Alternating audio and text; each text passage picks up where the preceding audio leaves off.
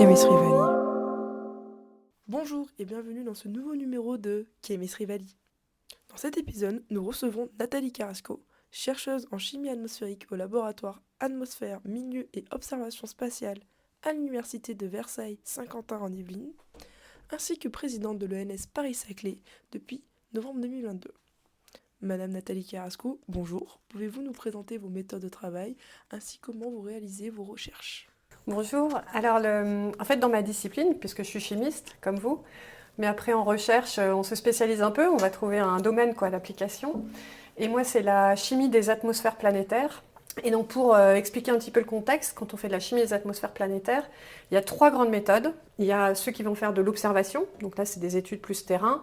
Alors évidemment, pour les atmosphères planétaires du reste donc du système solaire, c'est pas du terrain avec des gens qui vont faire des prélèvements. Pour le coup, c'est de l'observation à distance, ou c'est des rovers aussi, c'est des missions spatiales.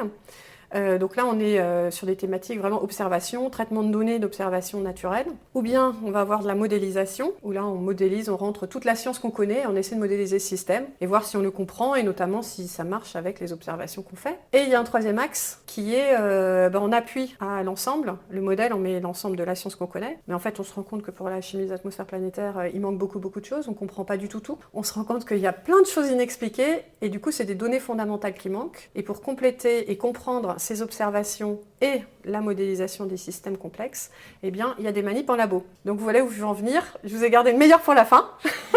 Moi, depuis toujours, j'aime beaucoup les manips. En fait, je suis très expérimentatrice. Et du coup, je me suis positionnée sur l'axe méthodologique de développement instrumental au service de la chimie des atmosphères planétaires. Donc l'idée, c'est que dans mon équipe, on développe des expériences qui correspondent, entre guillemets, à des mini-planètes, des planètes simplifiées.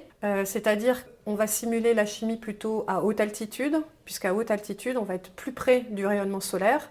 Donc on va avoir une chimie atmosphérique plus efficace. C'est là que se déclenchent en fait la plupart des processus qui après se propagent plus bas vers la surface. Donc on va travailler avec des expériences plutôt à basse pression. Donc là, je ne sais pas si vous avez déjà vu ça vous en laboratoire, mais ça correspond à des gros réacteurs en acier en fait, avec des systèmes de vannes et puis de joints qui correspondent à justement cette tenue des basses pressions pour ne pas avoir toute l'atmosphère extérieure qui vient polluer notre réacteur à l'intérieur. Donc c'est quelque chose qui est un petit peu impressionnant, quoi. C'est un peu de la grosse machinerie, mais dans le fond c'est assez simple. C'est donc des réacteurs qu'on dit à vide, évidemment c'est pas du vide, hein, c'est de la basse pression, dans lequel on va faire fluer en permanence un mélange gazeux qui simule nos atmosphères planétaires principales, parce que nous on étudie un peu tout, hein, on est au service des missions spatiales en cours.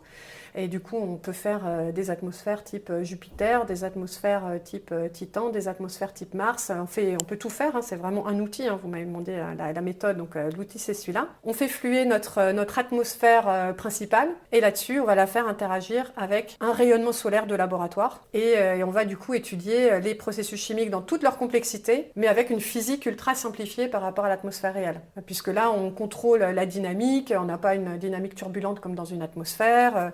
On contrôle exactement le flux d'énergie qu'on apporte, alors qu'il y a évidemment des cycles, il y a des saisons, il y a plein de choses qui fluctuent, qui varient en permanence dans les atmosphères. Là, nous, on contrôle parfaitement la physique pour pouvoir explorer et comprendre la chimie dans toute sa complexité. C'est ça l'idée. Donc après, là, je viens de vous simuler notre mini-planète. Et après, on va l'observer au laboratoire comme on l'observe avec une mission spatiale. C'est-à-dire que notre réacteur, il va avoir un cortège de diagnostics pour venir étudier l'atmosphère exactement comme une mission spatiale vient étudier une atmosphère. Pourquoi je fais cette comparaison ? Parce qu'en fait, les diagnostics qu'on vient greffer dessus sont en fait quasi exactement les mêmes. En mieux, puisqu'on est en laboratoire. Donc on peut aller plus loin, mais les grands principes sont les mêmes. On fait de la spectro-infrarouge, on fait de la spectrométrie de masse, on fait de la spectroscopie UV visible, qu'est-ce qu'on fait d'autre ? On fait après plein de prélèvements pour après aller faire des analyses en JCMS, plein de diagnostics que vous connaissez aujourd'hui. Nous, ils sont au service de cette compréhension de cette chimie complexe pour ces atmosphères planétaires. Voilà en quelques mots pour la méthode. Donc ça fait que quand vous rentrez dans la salle de manip de l'équipe, forcément, je vous ai dit que le gaz il fluait, hein, puisque une atmosphère, c'est un réacteur ouvert, l'air est en permanence renouvelé, il y a des émissions, il y a des puits. Donc nous, c'est ça qu'il faut qu'on simule, il faut qu'on ait un système en cinétique stationnaire. Donc c'est en permanence un gaz qui flue et qui est perturbé par ce rayonnement énergétique. Donc ça veut dire qu'il y a des pompes. Donc quand on rentre dans nos salles de manip, c'est un petit peu brillant, mais ça correspond à cette simulation au laboratoire de cette chimie à haute altitude. Et justement, donc vous avez parlé de rayonnement solaire de laboratoire. Comment est-ce que vous faites pour les mettre en place? Comment ça fonctionne pour obtenir en fait ce rayonnement solaire? Alors le rayonnement solaire, c'est une très bonne question. Le rayonnement solaire, en fait, qui va déclencher les réactions qui nous intéressent à haute altitude, en fait, c'est pas le rayonnement solaire qu'on a nous là, à la surface, dans la troposphère. Je pense que vous avez un peu vu ça. Le rayonnement solaire, il est filtré au fur et à mesure des couches atmosphériques qui traversent.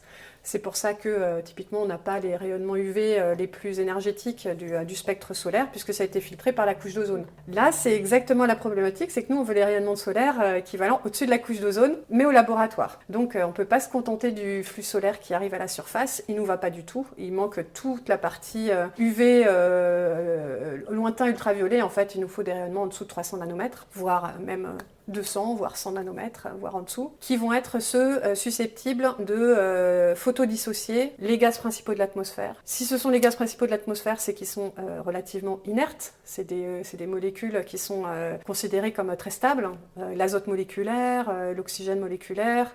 Pour les autres planètes du système solaire, hydrogène, ammoniac, c'est des molécules qui sont quand même assez stables, qu'on ne casse pas comme ça. Du coup, très bonne question, il faut qu'on aille recomposer au laboratoire cette composante lointain ultraviolet qu'on n'a pas nativement. Donc pour ça, on a deux grands types de technologies qui nous permettent de le faire, chacune avec des avantages et des inconvénients. Il n'y a pas la perfection, on n'arrive pas à faire un flux solaire parfait au laboratoire. Soit on veut simuler le spectre solaire donc dans cette gamme lointain ultraviolet, dans grosso modo sa continuité, on veut une sorte de spectre blanc dans toute la composante lointain ultraviolet. Mais ça, il n'y a aucune source lointain ultraviolet qui nous permet de le faire. Donc dans ces cas-là, ce qu'on va utiliser, c'est ce qui s'appelle des décharges plasma. Donc là, en fait, ça va être, on va simuler l'effet des photons avec de l'impact électronique. Donc il y a une décharge électrique qui se fait. On a deux électrodes entre lesquelles on amorce une décharge et nos électrons sont accélérés entre nos deux électrodes. Et c'est cette distribution en énergie des électrons qui viennent impacter les molécules qui correspond en fait grosso modo au spectre solaire qui nous intéresse. Donc c'est un avantage, c'est qu'on a l'aspect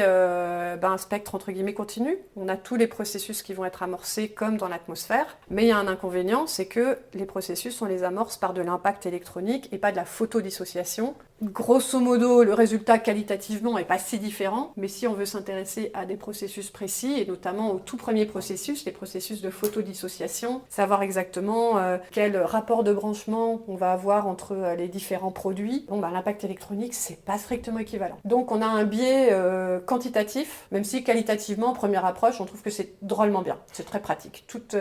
Tous mes collègues dans la communauté, pour démarrer, on développe un réacteur plasma pour ce type de rayonnement. Bon, il y a plein d'autres avantages, mais je pense que je ne vais pas rentrer dans le détail, ce sera pas très utile. Mais en tout cas, le biais, vous le voyez bien, c'est le fait qu'on n'est pas sélectif, on fait tout, et puis dans des quantités qui peuvent être distordues par rapport à la réalité. Donc, pour ce faire, pour compléter, alors là, c'est plus difficile, mais ça, c'est une spécialité de mon équipe, on développe ça depuis 10 ans, et il n'y a pas d'équivalent, en fait, dans le reste de la communauté qui étudie la chimie des hautes atmosphères planétaires. C'est qu'on a développé des sources de laboratoire dans le lointain ultraviolet. Alors, c'est pas totalement nouveau pour certains domaines de longueur d'onde. Par exemple, on peut acheter sur étagère, chez des entreprises, on peut acheter des sources dites à Lyman alpha. C'est-à-dire, c'est grosso modo une source dans laquelle on va avoir de l'hydrogène ou du deutérium qu'on va exciter par une décharge électrique et l'excitation résonante va émettre un rayonnement à la longueur d'onde Lyman alpha qui correspond à la longueur d'onde principale qu'on récupère du flux solaire. Et le Lyman alpha, c'est à 121,6 nanomètres. Donc c'est très bien, on a une longueur d'onde qui est très efficace et qui pour le coup est effectivement assez abondante. Si vous regardez le spectre solaire dans le lointain ultraviolet, on voit qu'on a vraiment un pic, quoi. Donc ça correspond à une contribution en plus qui est assez significative, qui contribue pour une large part à un certain nombre de processus.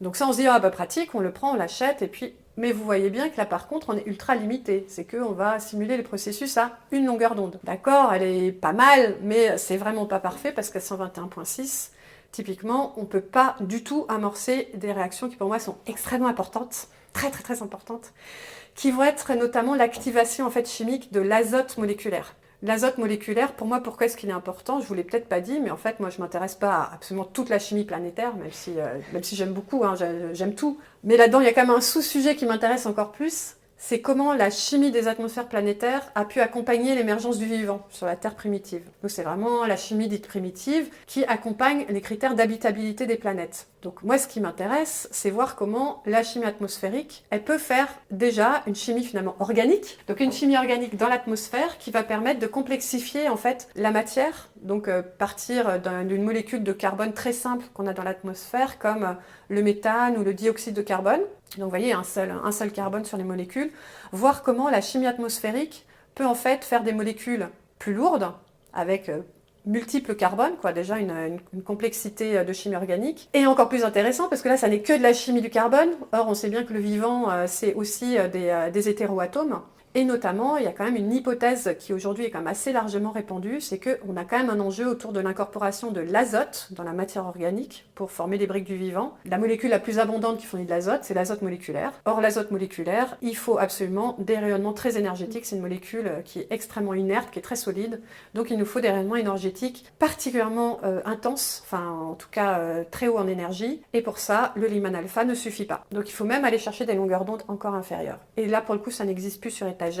Et donc nous, on a développé des sortes d'équivalents de ces sources Lyman alpha, mais qui permettent d'émettre dans du encore plus lointain ultraviolet pour permettre de dissocier et même éventuellement ioniser l'azote, comme ce qui se passe en fait dans les très hautes couches atmosphériques. Donc là, on voit qu'on va vraiment faire de la photodissociation et de la photoionisation. Donc c'est top, on se dit qu'on est plus, quelque part, on est plus représentatif des processus par rapport à de l'impact électronique. Mais vous allez me dire, à nouveau, c'est pas parfait, parce que cette fois, on est sur des longueurs d'onde en fait vraiment précises, parce que toutes ces sources, elles reposent un peu sur le même principe, c'est qu'on va exciter un gaz rare, et ce gaz rare, il a une émission résonante, et cette émission résonante, elle est à une longueur d'onde donnée. Donc, je vous disais, l'hydrogène, bah super, c'est Lyman alpha. Moi, les sources dans l'équipe qu'on a développée, si on utilise du néon, on va être à 74 nanomètres. Si on utilise de l'argon, on va être à 104.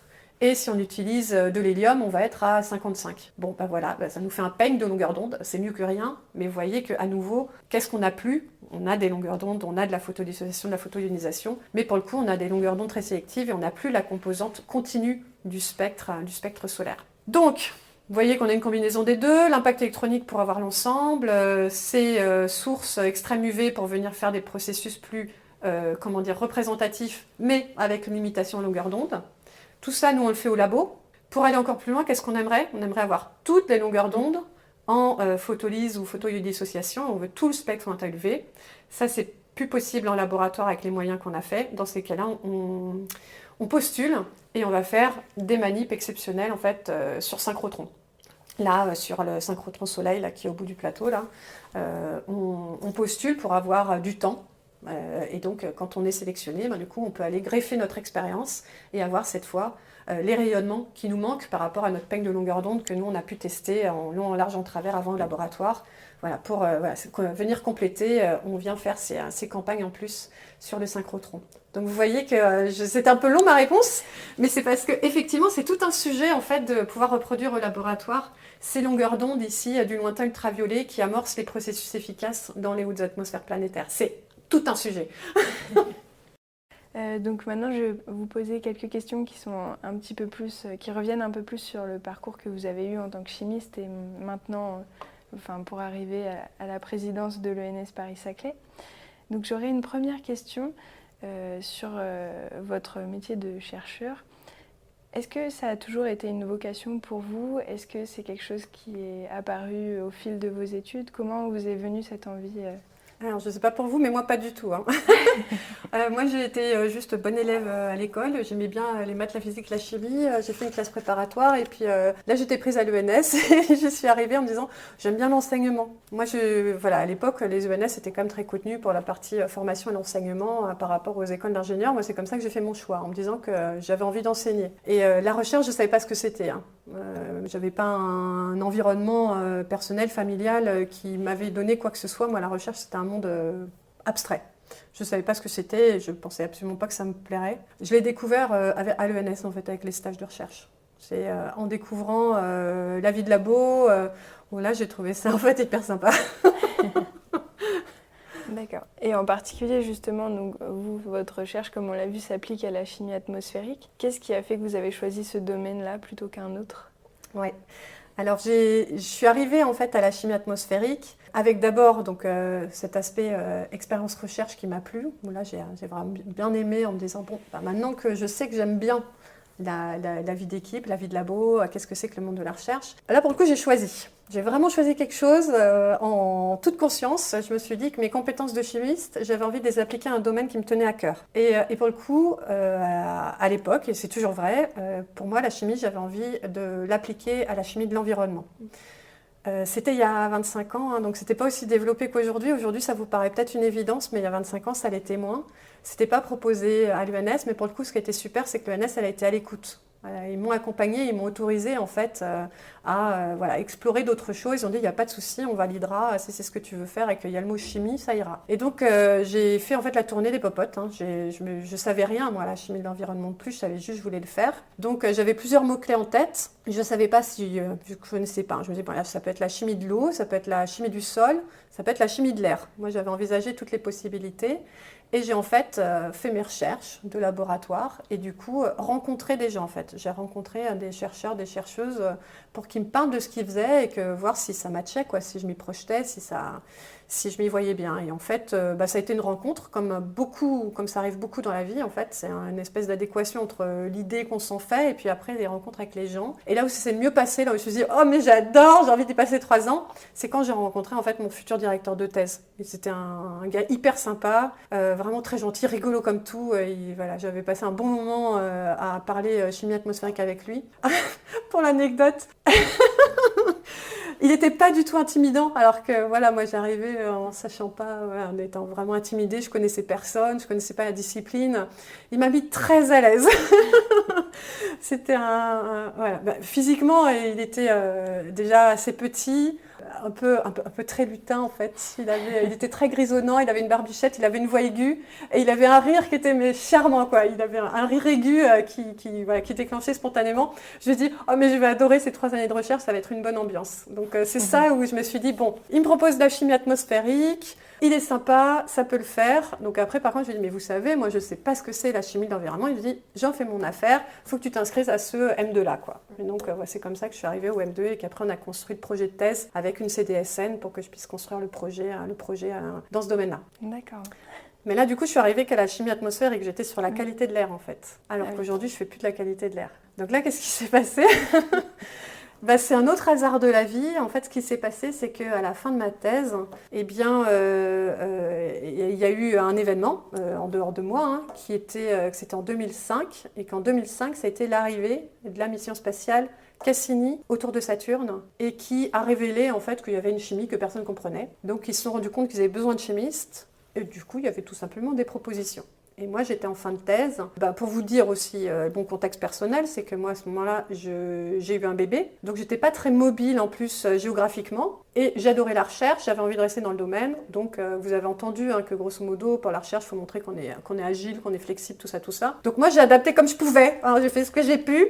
Avec mon bébé sous le bras, j'ai dit, je vais faire une mobilité thématique, parce que la mobilité géographique, c'était un petit peu raté. Donc, l'un dans l'autre, il y avait Cassini qui arrivait, il y avait le mot chimie, ça voulait dire mobilité thématique. Donc, j'en menais pas large quand j'ai fait à nouveau l'entretien pour dire, voilà, je connais rien à Titan, mais je sais faire la chimie atmosphérique, je sais faire des manips, j'aime bien ça. Et en fait, ça a matché comme ça. Je me suis retrouvée en fait en plein étau pour ces raisons-là. Un mélange de choses qu'on choisit et de rencontres et de contraintes aussi de la vie, quoi. Et alors justement, du coup, donc,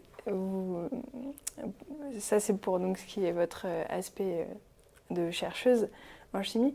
Et en ce qui concerne la présidence, est-ce que ça a été aussi comme ça, peut-être un peu par hasard, ou bien c'est quelque chose qui était envisagé depuis plusieurs années déjà ? J'aurais tendance à dire la présidence de l'ENS, pas du tout. Bon, par contre, il y a quand même une évolution, quoi. Je suis devenue professeure à l'université, donc ça voulait dire enseignante et chercheuse. Là, moi, je combinais tout ce que j'aimais. Vous vous souvenez, je suis rentrée à l'ENS parce que j'aimais enseigner. Et après, j'ai adorais la recherche. Donc moi, enseignante-chercheuse, j'étais ravie. Et après, en fait, au fur et à mesure, on avance à l'université, quand on devient professeur, quelque part, il y a aussi un côté très collectif. On n'est plus juste tout seul à faire sa recherche et son enseignement. Au fur et à mesure, on a envie aussi d'aider à faire fonctionner son établissement. On rencontre plein de gens, on a envie de monter des projets. Voilà, il y a un côté, de toute façon, au fur et à mesure, ça c'est notre jargon, on dit, on a envie d'être de plus en plus structurant, on a envie d'aider à faire quelque chose d'un petit peu plus grand que nous, on va dire, entre guillemets. Enfin, je veux dire, sans vouloir se vanter ou quoi, c'est juste qu'on est content de participer à du collectif. Enfin, je ne sais pas si vous le sentez, mais quelque part, je pense qu'à l'ENS, c'est quelque chose qu'on cultive, le côté vraiment très collectif.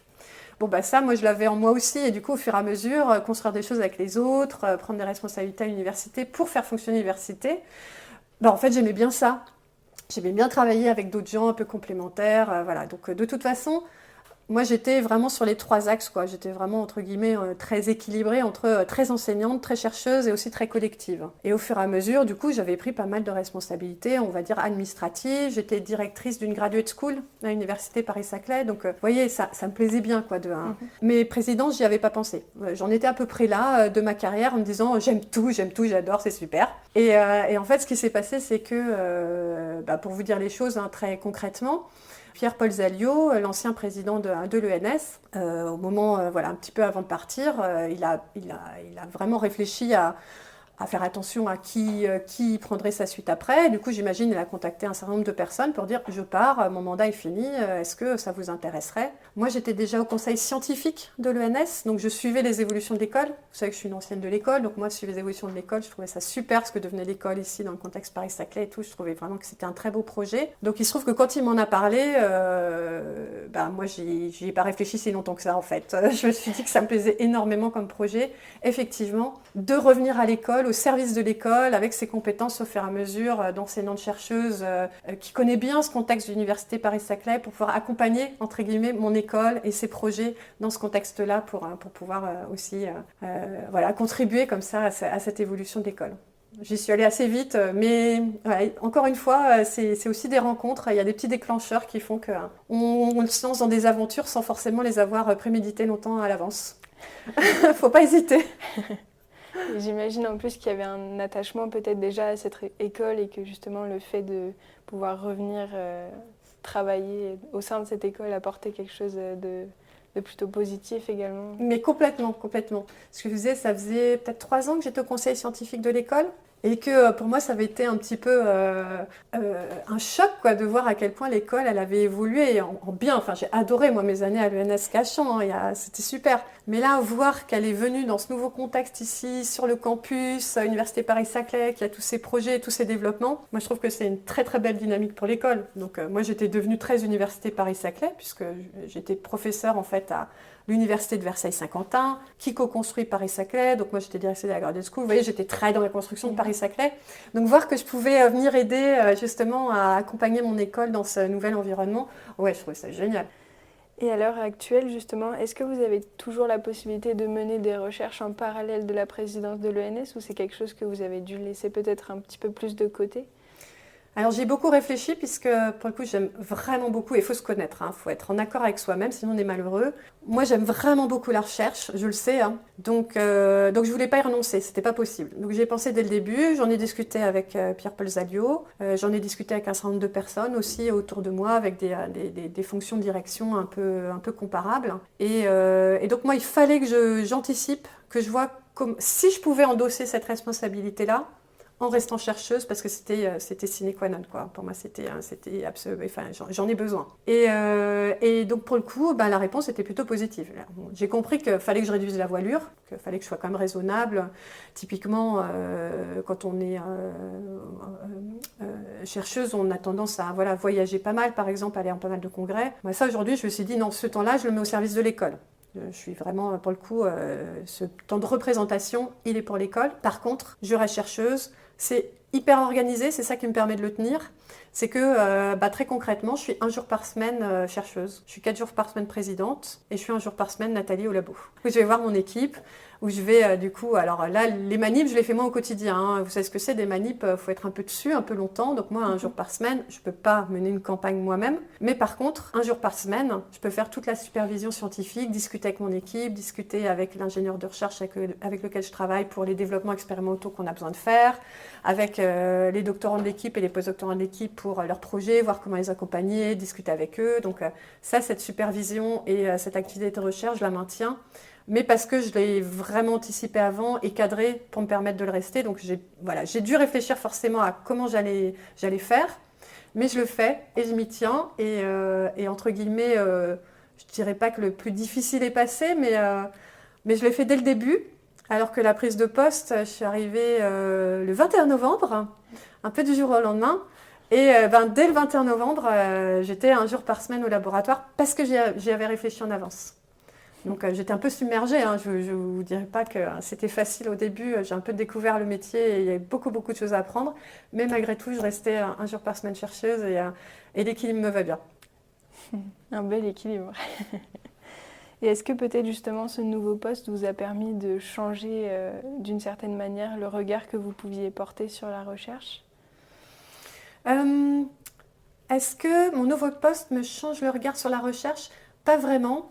J'aurais tendance à dire que le monde de la recherche, je le connais bien et que du coup, je suis contente de pouvoir du coup rester chercheuse et continuer à être très ancrée terrain, vraiment toujours bien le comprendre et venir mettre quelque part cette connaissance et ce goût aussi au service de l'école. Mais je dirais pas que ça a vraiment changé, c'est plus que du coup, c'est aussi ça la coloration entre guillemets que je veux donner au mandat quoi, que je vais endosser, c'est de pouvoir articuler et pouvoir accompagner les développements recherche au service des normaliens, puisque vous l'avez dit, vous avez une formation par la recherche, c'est très important, cette intrication avec les laboratoires et les activités de recherche de l'école. Et bien moi, c'est ça que j'ai envie de venir insuffler, c'est ce développement et vous faire bénéficier de tout cet écosystème ici à Paris-Saclay autour d'une recherche super dynamique. D'accord. Une autre question, ce serait du coup, là vous êtes beaucoup concentré donc, sur la chimie atmosphérique. Est-ce qu'il y avait peut-être un autre domaine, que ce soit en chimie ou bien même dans le monde de la recherche plus globalement, qui à un moment donné vous a fait dire que peut-être vous auriez voulu également, si l'occasion s'était présentée, travailler sur ce domaine ? Alors moi, si l'occasion s'était présentée, je pense que j'aurais pu travailler sur à peu près tout. En fait, j'aime tout. Donc, vous avez vu, j'ai choisi la qualité de l'air parce que là, voilà, le choix, à un moment donné, il y a quand même eu une amorce, quoi. J'ai assumé d'avoir envie de faire ça. Mais après, honnêtement, on rencontre tellement de gens qui font des trucs tellement intéressants dans tous les domaines que moi, je pense que je pourrais m'intéresser à énormément de choses et qu'il y a un côté un peu hasard, des rencontres où on se trouve. Donc, n'hésitez pas, enfin voilà, vous faites bien ce que vous voulez, mais n'hésitez pas à avoir une intuition de ce que vous voudriez faire. Ça, il faut toujours avoir une dynamique, quoi. Il faut toujours avoir quelque part un peu le contrôle pour l'étincelle initiale. Mais après, il faut aussi, quelque part, être ouvert aux aventures de la vie et de la recherche parce que, honnêtement, il y a plein de choses qui vous seront offertes et qu'on n'a juste pas le temps de tout faire et qu'au fur et à mesure, on ajuste, quoi, on s'adapte à ce qu'on a le plus envie de faire sur un instant T. Mais oui, moi, je pense que j'aurais pu me retrouver complètement ailleurs. Hein. Vous voyez, dès le début, j'aurais très bien pu faire de la chimie du sol et ça m'aurait certainement énormément plu aussi. Il n'y a pas de problème. Et enfin, une dernière question. Est-ce qu'il y aurait un mot-clé peut-être pour vous qui permettrait de définir ce qu'est le métier de chercheur ? Alors, pour moi, ce qu'est le métier de chercheur, je dirais qu'en mot-clé, il y a un côté exploration. Parce que, vous le savez, hein, maintenant, ça ne ressemble pas du tout aux enseignements classiques avec des TP où tout a été prévu à l'avance. Il y a un point A, il y a un point B. La recherche, c'est, on va explorer, on est à la limite de l'état des connaissances, donc comment dire, il y a un grand gouffre. Et donc là, on fait des tout petits pas, on explore et on ne sait pas où on va. Hein. Par exemple, moi j'ai encadré un certain nombre de sujets de thèse. Idem, on a le point A, mais en fait, le point B de l'arrivée de la thèse, il ne ressemble jamais à ce qu'on a prévu. Et ça, moi, j'adore. J'adore le côté un petit peu surprise et on s'adapte. on teste quelque chose, on a une hypothèse de départ, on teste quelque chose, puis ça ne se passe pas comme on pensait, donc il faut réfléchir dessus, il faut réajuster, et au fur et à mesure, du coup on avance. Ça a l'air chaotique, mais ça l'est pas tant que ça. Au fur et à mesure, on avance en réfléchissant à plusieurs. Et moi, j'aime beaucoup ce côté exploratoire. Donc moi, je dirais, voilà, le côté, on se lance dans l'inconnu et on teste des choses, et c'est l'aventure, quoi. Moi, ça, j'aime bien. Et l'autre chose aussi qui m'a marquée, et c'est pour ça que j'ai eu envie de faire de la recherche, je vous ai dit, moi j'ai eu envie de faire de la recherche parce que j'ai adoré la vie de labo. Donc pour moi la recherche aussi, ça c'est un marqueur qui est très très fort, c'est l'aspect aventure collective, hein. C'est le côté travail d'équipe, brainstorming à plusieurs, être en permanence en train d'échanger les idées. On n'est pas tout seul, quoi. Moi le truc tout seul, ça m'irait pas du tout. Pour le coup la recherche, ça se définit pour moi par le travail d'équipe et une aventure collective. Et une intelligence collective aussi, c'est ça qui est chouette. Merci beaucoup pour toutes vos réponses.